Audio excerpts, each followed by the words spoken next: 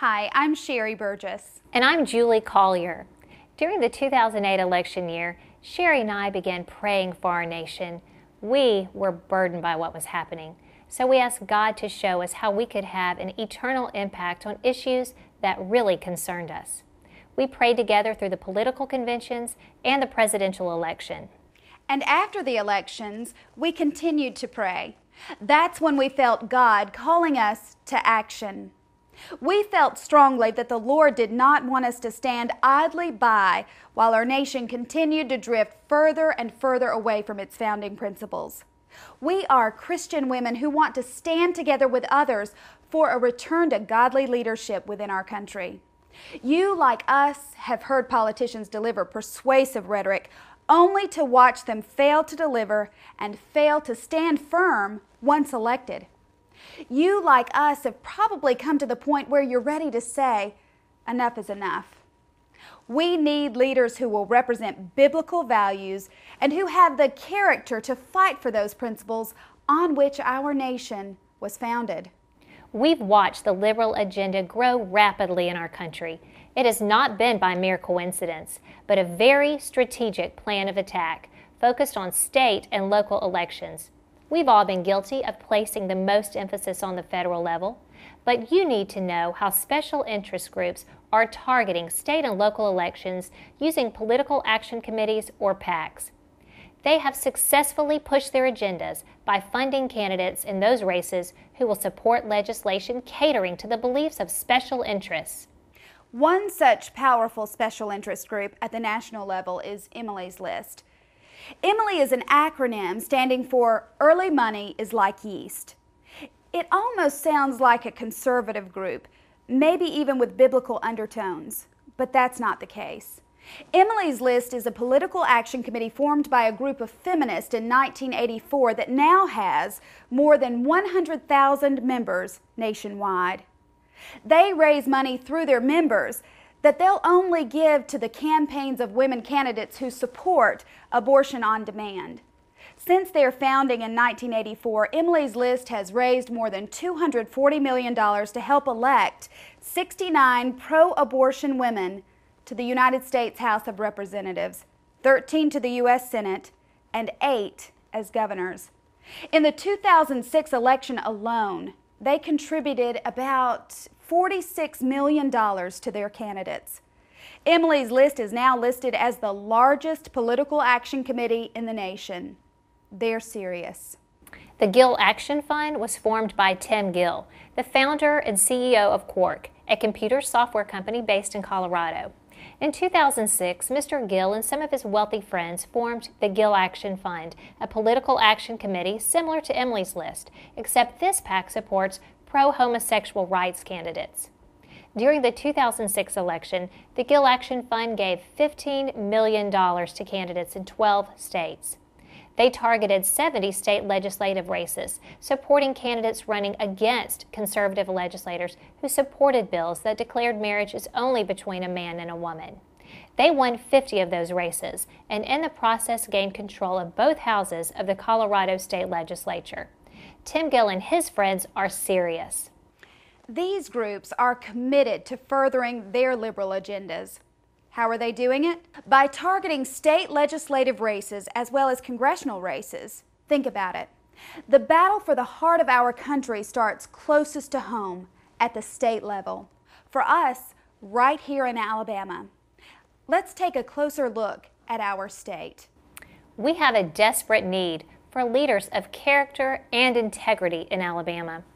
Alabama currently ranks 4th in the nation in public corruption and 49th in campaign finance disclosure. That means we're only 3 slots away from being the most corrupt state in the nation and 1 slot away from having the worst disclosure to the public on how officials finance their campaigns. Prior to the severe economic downturn, Alabama had 4 years of record revenues, yet failed to set aside any of the additional revenue as a reserve, as a prudent hedge against an economic downturn. Our state legislature literally spent every dime of those record revenues and then some. Now Alabama is once again facing a budget shortfall because of our legislature's reckless spending. In addition to the state's immediate revenue needs, Alabama has accumulated unfunded liabilities for health insurance for state and education employees and retirees that will eventually cost you and me and our children and grandchildren almost $20 billion. And that doesn't include the unfunded liabilities of the state's pension fund. When the current legislature passes the state's budgets, before they can appropriate one nickel for our schools or for roads and bridges, they'll have to appropriate more than $1 billion just to fund the health benefits for state and education employees and retirees, and another $950 million to $1 billion for the state employee pension. Gambling kingpins have spent millions of dollars on the Sweet Home Alabama campaign and millions more over the years trying to influence unsuspecting voters and state officials. Their tactics have tied up our annual legislative sessions for years, keeping state legislators from addressing legitimate issues and wasting millions of dollars of Alabama taxpayer money over those years. Their efforts could more accurately be called a sweet hoax on Alabama. We are facing a crisis in our state, a crisis of leadership. We're facing the same crisis in our nation. By tackling this issue in our state, we can change our state and our nation. But we must start at the state level and work our way up. We are allied women, and we are mounting a counterattack against the corruption. We believe the current crisis we face is a direct result of replacing moral absolutes with moral relativism.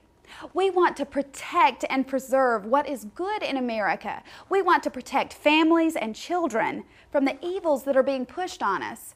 We are pro-life, pro-family, and are for marriage as defined by God as one man and one woman. We're moms, and we believe in the Word of God that says we are to speak up for those who cannot speak for themselves, including the unborn. We believe that our leaders should represent and be accountable to us, the people who elected them. We believe they should uphold the Constitution, be accountable for their actions, and be transparent in all they do. Most of us believe these things, but unfortunately, few of us are really committed to them. As we've pointed out, the people behind Emily's List and the Gill Action Fund are committed to their agenda. They haven't just talked about what they believe, they are acting on it. By putting their time and money behind what they believe, they have impacted elections all across this country. And it is time for us to show the same commitment to what we believe and what we want for ourselves, our children, and our grandchildren. For just $2 a week, less than $9 a month, you can be part of a major grassroots effort to restore responsible, reliable leadership in Montgomery. You may wonder what can be done with just $2 a week.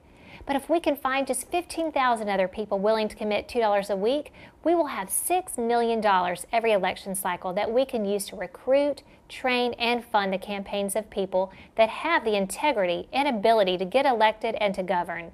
If people will give $10 a month, we only need 12,500 people to reach our goal of $6 million every election cycle. At $25 a month, we only need 5,000 supporters.